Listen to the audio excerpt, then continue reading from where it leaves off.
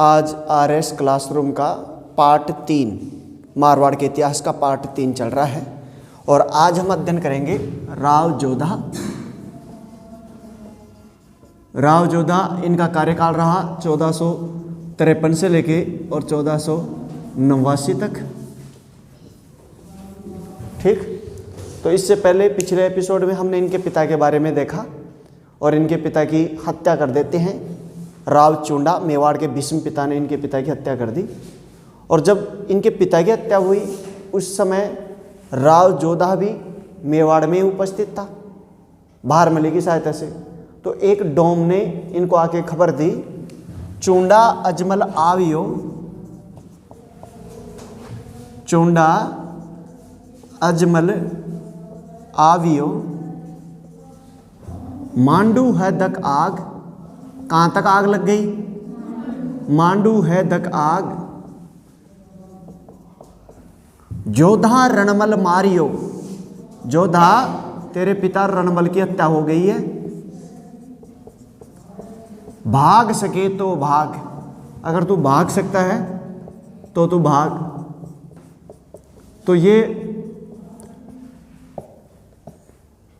जब ये सुनता है डोम से तो ये यहाँ से उठ के भागता है और उसके पीछे राव चुंडा अपनी सेना के साथ, मेवाड़ की सेना के साथ लग जाता है। ये आगे आगे और ये पीछे पीछे। तो राव जोधा ने काहुनी गांव में शरण ली। काहुनी गांव, काहुनी गांव पड़ता है बीकानेर में। कहाँ पड़ता है? बीकानेर में शरण ली। अब इसके बाद में इसके बहुत बुरे दिन चालू हो जाते हैं, काफी बुरे दिन, क्योंकि एक राजा का बेटा था। पत्नियां, रऊ के अनुसार, रऊ प्रसिद्ध इतिहासकार रहा है मेवाड़ मारवाड़ के इतिहास का।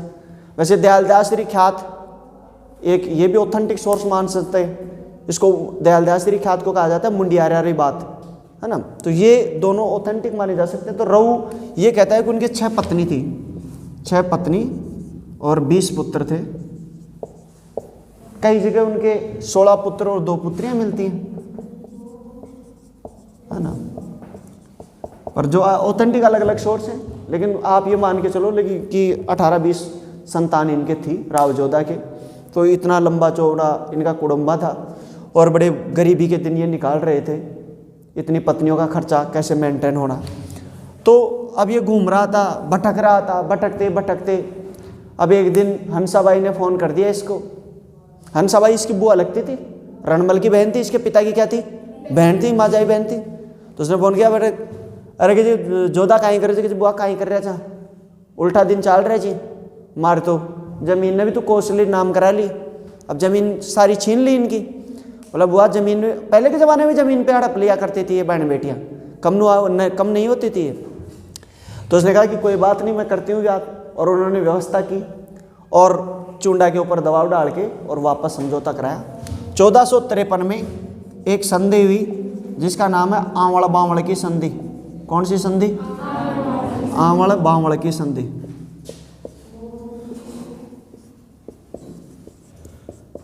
आंवड़ बांवड़ की संधि, देखो कोई भी संधि जिस जगह पे होती है उस नाम से ही प्रसिद्ध हो जाती है। जैसे पेरिस समझौता कहाँ पे होगा? पेरिस। मॉन्ट्रियल प्रोटोकॉल कहाँ पे होगा? मॉन्ट्रियल शहर में। समझा क्या? शाहपुरा समझौता कहाँ होगा? जयपुर की। सांबर संधि कहाँ पे होगी? बात समझा रही? तो ये इतिहास का एक मेजर रोलमेंट होता है कि इतिहास में जहाँ भी संधि की जाती है उसी जगह के नाम से प्रसिद्ध हो जाती है। तो आंवड़ बांवड़ की संधि कहाँ की गई? देखो आंवले के पेड़ तो पड़ते हैं राजसमंद में। कौन से संबंध में? और बबूल बावड़ यानी बबूल के पेड़ पड़ते हैं पाली में। कहाँ पे? राजसमंद तो पड़ता था मेवाड़ में। कौन से वाड़ में? और पाली पड़ता था मारवाड़ में। कहाँ पे? तो मेवाड़ और मारवाड़। आंवड़ बावड़ की संधि के तहत 2-3 चीजें हुई, वो देख लो। पहला, मेवाड़ मारवाड़ की सीमा तय हुई। मेवाड़ मारवाड़ की क्या हुई?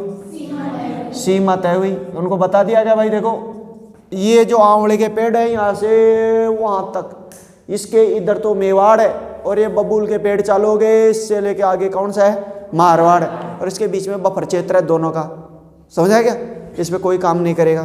तो मेवाड़ मारवाड़ की सीमा तय होगी।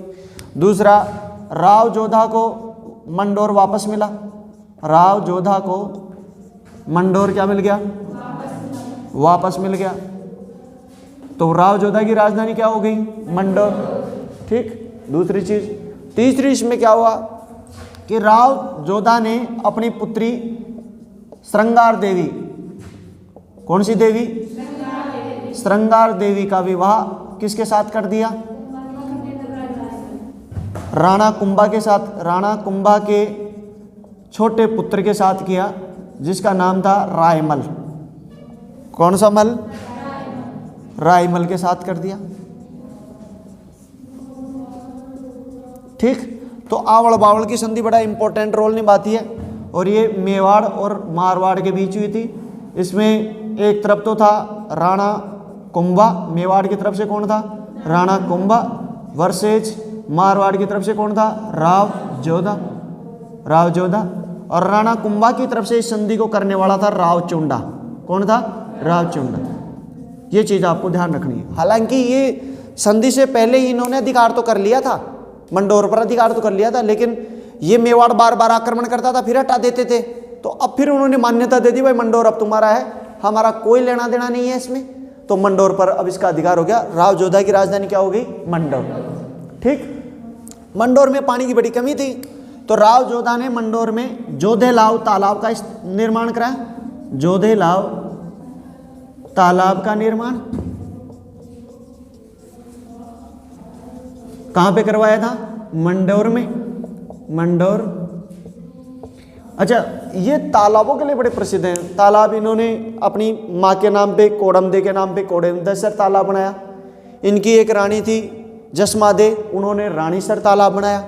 तो ये एक बार तालाबों का आप देख लेते हैं, आप इसका एक स्क्रीनशॉट ले लो, अभी तक तालाबों को देख।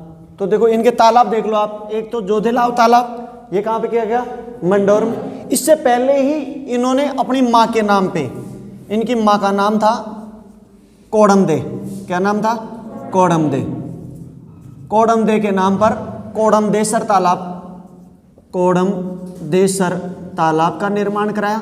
और ये कोडमदेसर जो तालाब है वो पड़ता है बीकानेर में, कहाँ है, बीकानेर।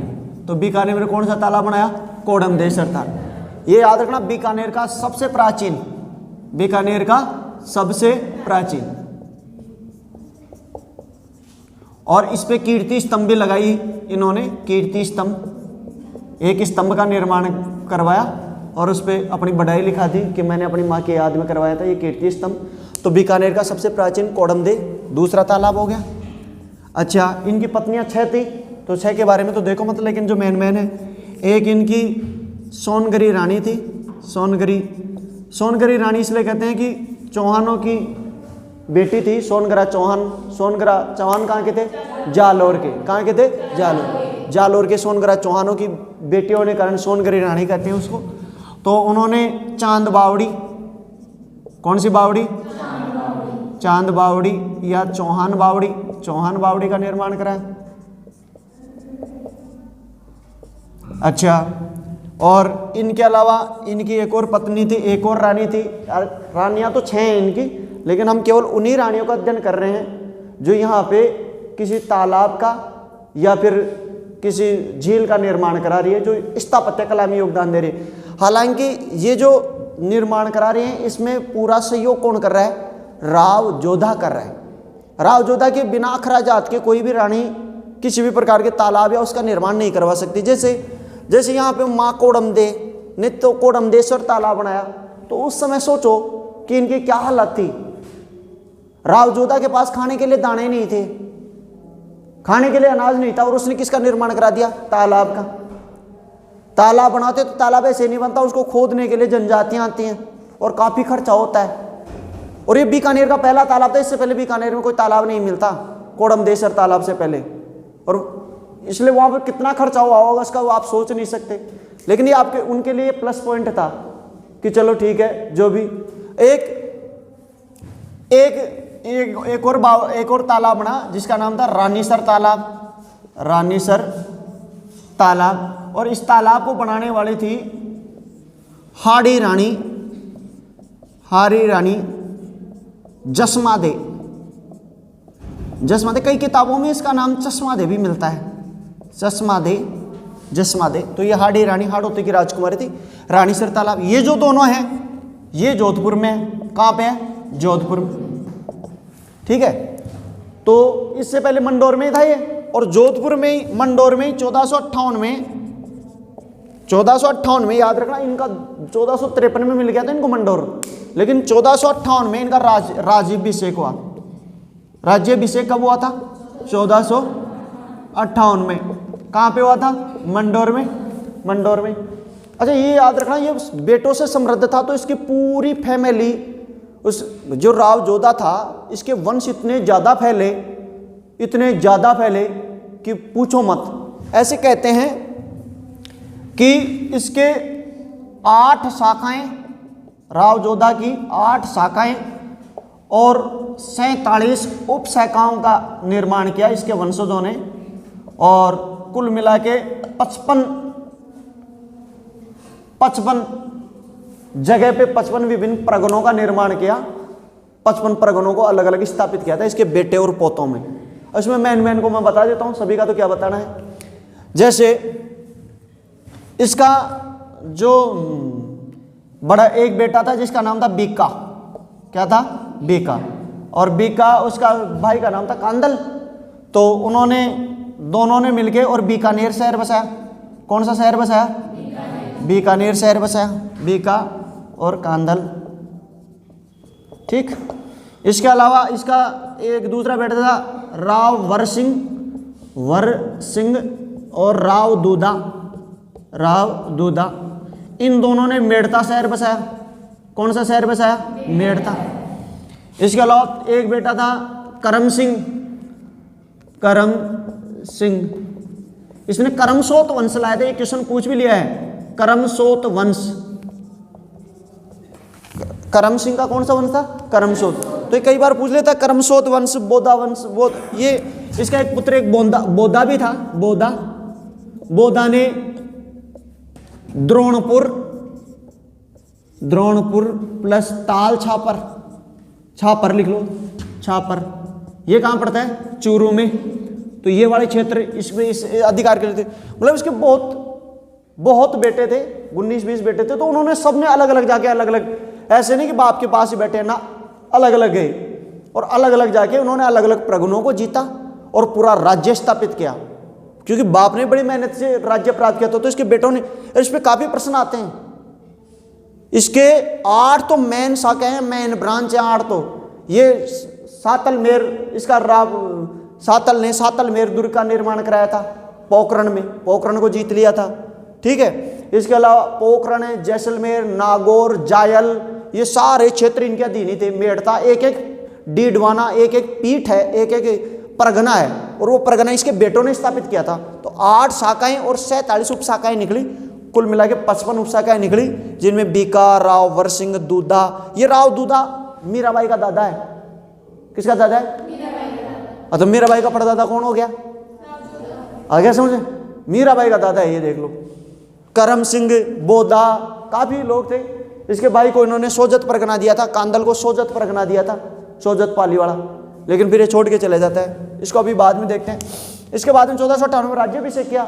इन्होंने क्या किया? इसके सबसे महत्वपूर्ण देन थी 12 मई 1459 को इन्होंने जोधपुर के मेहरानगढ़ की नींव रखी। मेहरानगढ़ की,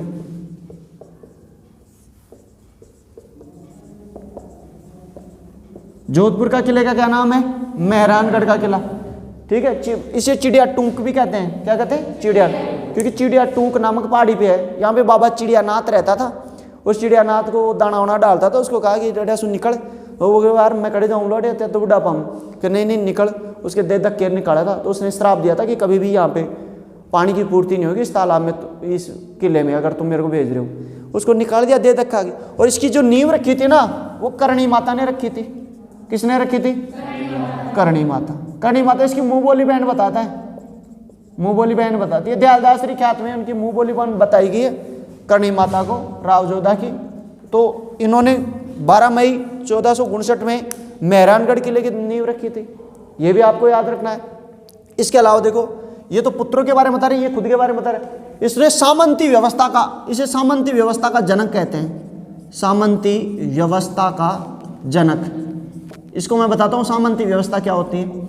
अच्छा, इसने दरबार में सीख का तरीका, बैठ का तरीका, कैसे बैठना है, कैसे दरबार लगेगा, पूरी व्यवस्था इसी ने की थी पहली बार। इसलिए अच्छा, जोधपुर के राठौड़ों का संस्थापक, जोधपुर के, अगर जोधपुर आ जाए शब्द देख लेना, जोधपुर के राठौड़ों का वास्तविक संस्थापक आ जाए, वास्तविक, तो कौन था? राव जोधा संस्थापक। अब देखो, सिख व्यवस्था मैं आपको बता देता हूँ, ये सामंती व्यवस्था। सामंत क्या होते हैं? राजा, राजा कुछ नहीं होता, जो कुछ होता है उसके मंत्री, उसके सहयोगी होते हैं, उसके कितने ताकतवर हैं वही आदमी इतना आगे जाता है। अब यहाँ क्या करता है, राव जोधा जैसे यहाँ दरबार में बैठा है, तो मेन दरबार में ये बैठता था, फिर इसके पास यहाँ इसका मेन खास आदमी, फिर दूसरा, ऐसे यूं दरबार में बैठे रहते थे, एक एक मंत्री, इनकी बात हो रही है। तो अब ये क्या करते थे कि दरबार में बैठ के, हाँ बताओ भाई क्या मामला है, तूने कहाँ जीता, मैं तेरे को कहा था ना तू IAS की तैयारी कर, कि हाँ पापा जी प्रीलिम्स अब की बार दिया है, देख रिजल्ट देख रहा हूँ, उठा के मारूंगा, अभी प्रीलिम्स नहीं होता ऐसे। तो ऐसे दरबार में बैठे बैठे पूछता रहता था अपने बेटे बर्तों को, बता हाँ तू कहाँ पे जीता? महाराज मैंने जायल जीत लिया। अच्छा बहुत बढ़िया, शानदार शानदार। तूने कौन सा जीता? मैंने 1.5 जीत लिया। मैंने कौन सा जीता? एक एक बेटा पोता बैठे रहते थे दरबार में, उनको पूछता रहता, जैसे दरबार चलता था, सामंती व्यवस्था थी। अब एक बार क्या हुआ, इसका बेटा था बीका, ये बीका अपने चाचा के साथ बैठा था जिसका नाम था कांदल। तो बीका और कांदल, अरे दोनों हम उम्र से ही थे, बीका और कांदल क्या थे? हम उम्र से। तो कई होते हैं ना बाप बेटे, चाचा और बेटा लगभग उम्र कैसे होते हैं। तो बैठे बैठे बात करते और बताया, चाचा जी क्या बात है? चाचा तेरे चक्कर चाल रहे थे भी छोरी सो, मैं काकी ने खेद लो। बगला अच्छा तू खेद लो तो मैं भी छोरी ने खेद लो, तेरे चाल रहे जो बता। तो वो राव जोधा ने बीच में टोक दिया, क्या बात कर रहे हो? नहीं कुछ नहीं कर रहे महाराज। हाँ पूछो आप। तो फिर 2 मिनट बाद में खुसर पुसर करने, आदमी आदत पड़ी जाती है। अब राव जोधा को आ गया गुस्सा इस बात पे, मेरे को बात तो ऐसे कर रहे हैं दोनों चाचा भतीजे, जहाँ तो कोई सल्तनती खड़ी करेला। इस बात से राव बीका को बोले लग गई, चुप गई बात। वहीं पे खड़ा हुआ, चाल चाचा, हाथ पकड़ा, उठ के चला गया। पिताजी तभी जाओ ना आप अपनी असली औलाद, जब हम कोई वंश स्थापित कर दें, कोई राजवंश स्थापित कर दे, आपसे बड़ा करेंगे। कि जा रहा हूं, आगे जा तू। निकल गया और राव बीका ने जाके बीकानेर शहर बसाया। कौन सा शहर बसाया? बीकानेर। 1488 में बसा दिया था इसने, आपके बाप के जीते जी बसा दिया था। ठीक है। 1547 सूद बैसाख सुमेर थावर बीज थरपियो बीको बीकानेर। 1545 सूद बैसाख सुमेर। 1547 सूद यानी शुक्ल, बैसाख महीने की सुमेर, याद रखना। थावर बीज थरपियो, थावर शनिवार को तो कहते हैं, शनिवार के दिन इसका मुहूर्त लगा था। बीज यानी द्वितीय के दिन लगा था। थावर बीज थरपियो बीको बीकानेर। बीकानेर किसकी स्थापना की थी? बीकानेर की।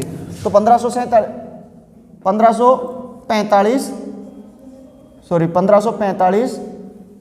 तो 1545 में से 88 निकालो, 15 में से 8 गए तो 7, और यहाँ पे बच गए कितने? 3, 13 में से गए तो 7। विक्रम संवत कितने आगे रहता है? 57 साल आगे रहता है। कितने साल आगे रहता है? ये पहले बता रखा है मैंने। ठीक है। तो 1488 में इसने स्थापना कर दी थी। तो इसके जो पुत्र थे वो बड़े प्रतापी थे। तो इनकी देखो पुत्रों के बारे में बात कर ली, इनकी पत्नियों के बारे में बात कर ली, इसका सांस्कृतिक योगदान भी कर लिया। तो आप इसका एक बार स्क्रीनशॉट ले लो। अब देखो जोधपुर के बारे में विशिष्ट तथ्य देख लो। कई बार जोधपुर के ऊपर भी क्वेश्चन आ जाते हैं। जोधपुर को पहला इसका उपनाम देख लो, उपनाम पे भी क्वेश्चन आ जाते हैं।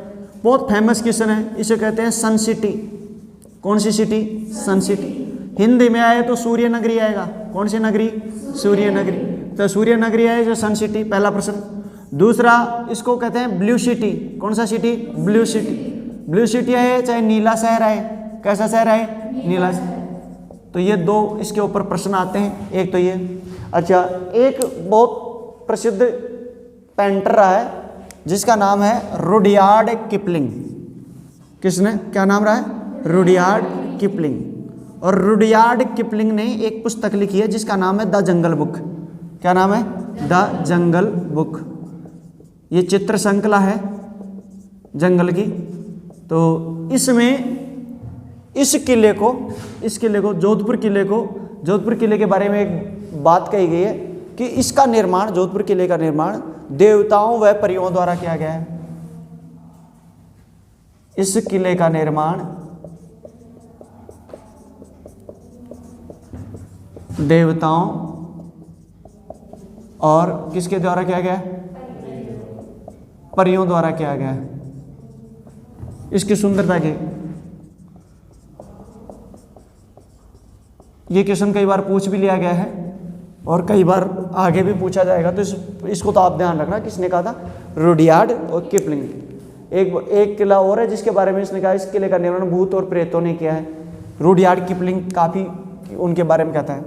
अच्छा, एक तो इसके बारे में याद रखना, और दूसरा कर्नल जेम्स टोड ने कहा है, कर्नल जेम्स टोड ने इसी किले के बारे में कहा है कि इस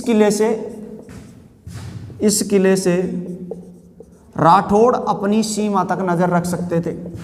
राठौड़ अपनी अंतिम सीमा तक क्या रख सकते थे? नज़र रख सकते थे।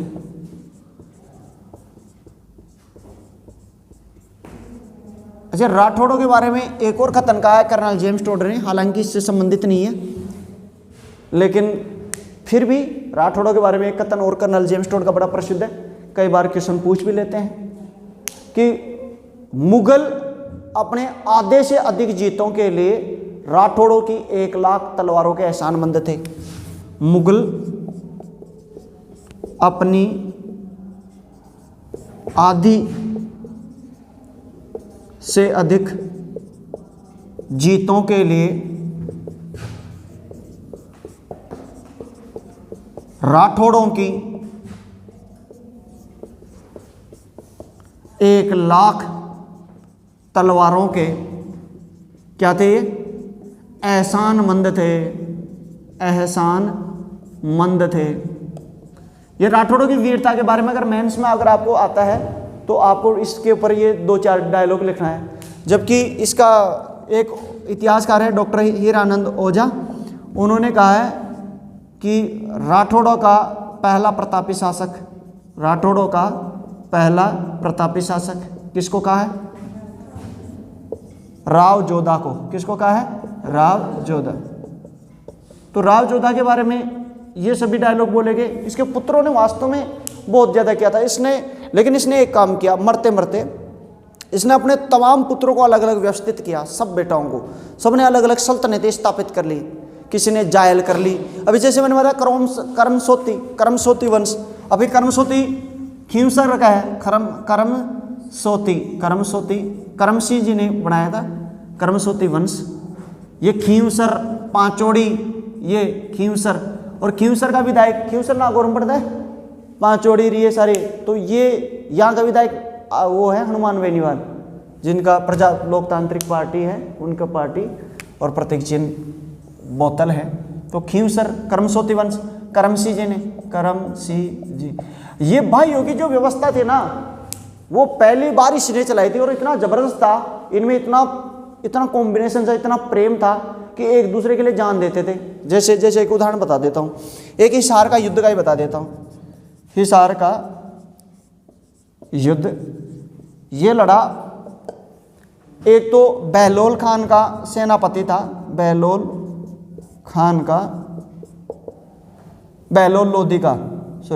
लोधी का सामंत था, जिसका नाम था सारंग खान। क्या नाम था? सारंग खान।